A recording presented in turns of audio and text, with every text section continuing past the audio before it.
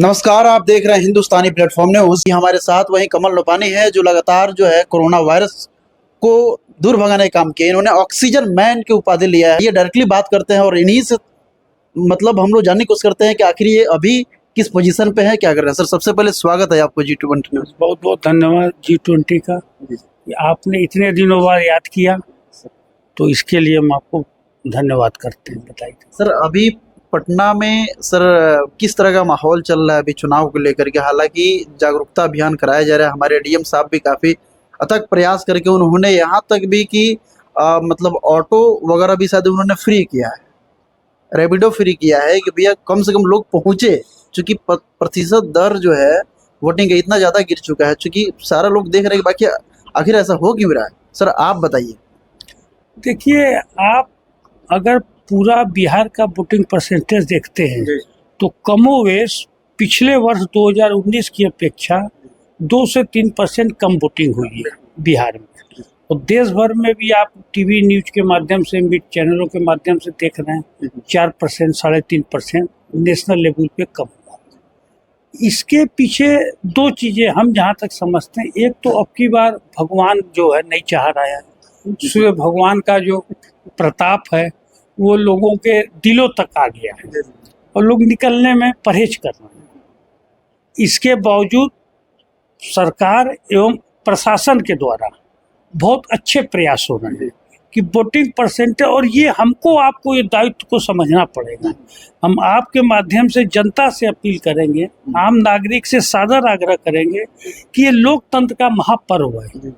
हम लोग चुनाव के बाद आलोचना करते हैं कि ये सरकार ऐसा किया, वो सरकार ऐसा किया, और जो चुनाव में हम अपने मताधिकार का प्रयोग क्यों नहीं करते हैं। तो मताधिकार का प्रयोग देश में सशक्त सरकार बनने के लिए आवश्यक है, और लोग निश्चित रूप से जाएंगे।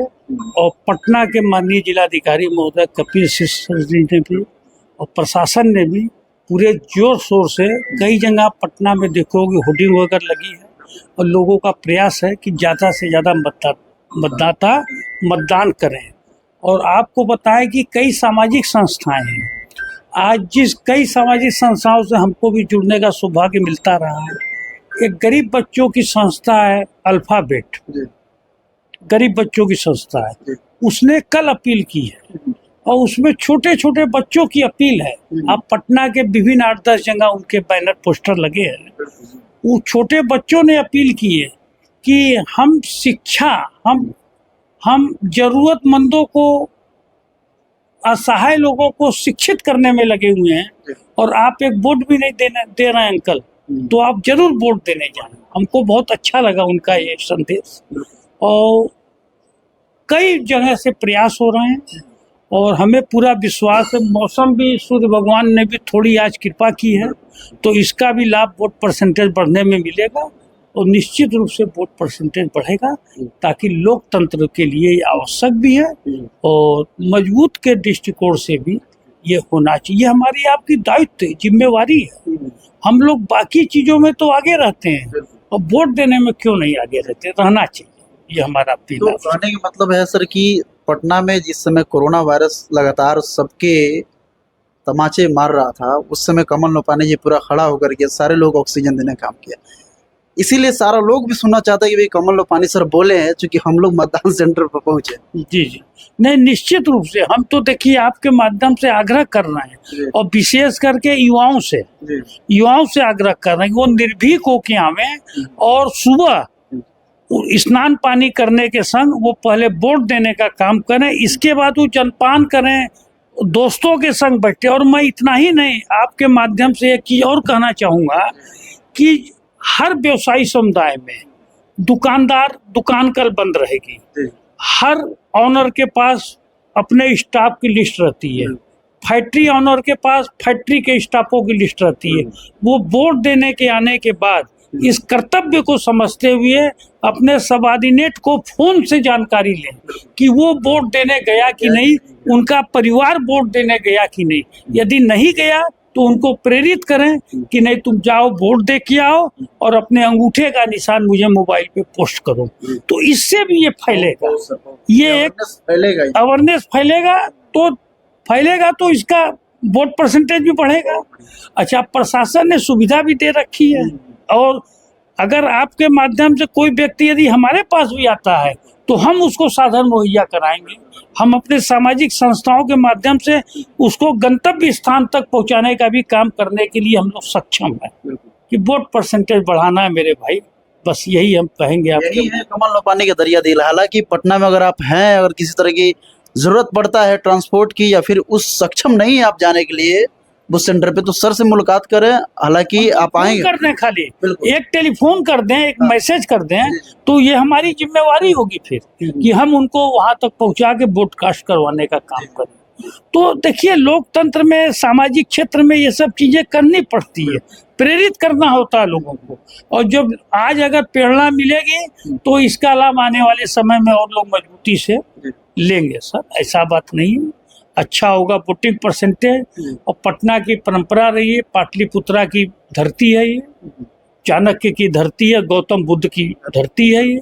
यहाँ बड़े शांतिपूर्ण ढंग से मतदान होते हैं और लोग सरकार बनाने के लिए वोट का देने का काम करते हैं। सर, लास्टली मेरा क्वेश्चन है, जिस तरीके से अभी 400 पार का नारा चल रहा है, आपकी क्या सोच है सर?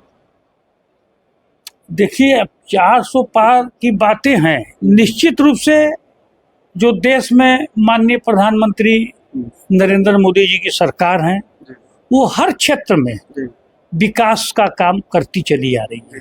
इवन कि विदेशों में जो भारत की छवि एक निखर के सामने आई है, वो अपने आप में एक इसका अतुलनीय उदाहरण है।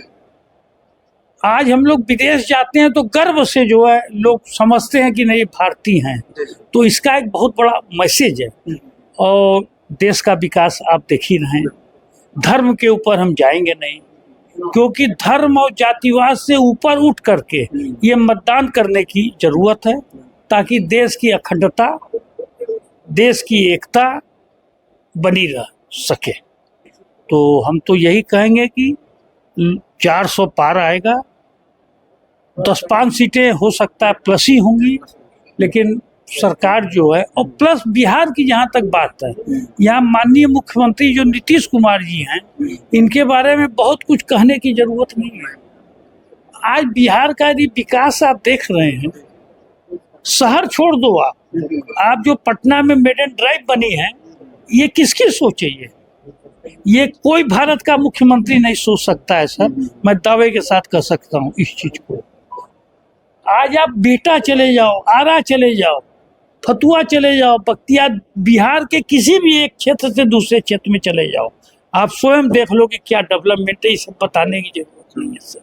और जितने सरकारी क्षेत्र की जो बड़ी बड़ी बिल्डिंगें हैं, उनका जाके आप विकास देख के आओ, उसमें काम देख के आओ, उसकी व्यवस्था देख के आओ वहाँ पे, तो आपको लगेगा कि नहीं, एक अद्भुत काम माननीय मुख्यमंत्री जी ने किया है। तो उनके विकास को देखते हुए भी यहाँ की जनता उनसे प्रभावित है और जनता को उन पर विश्वास है, इसलिए बिहार बहुत इंटैक्ट है और बिहार में लगभग हम लोग सभी सीटें जो हैं जीतने का काम कर रहे हैं, ऐसा हमारा मानना है।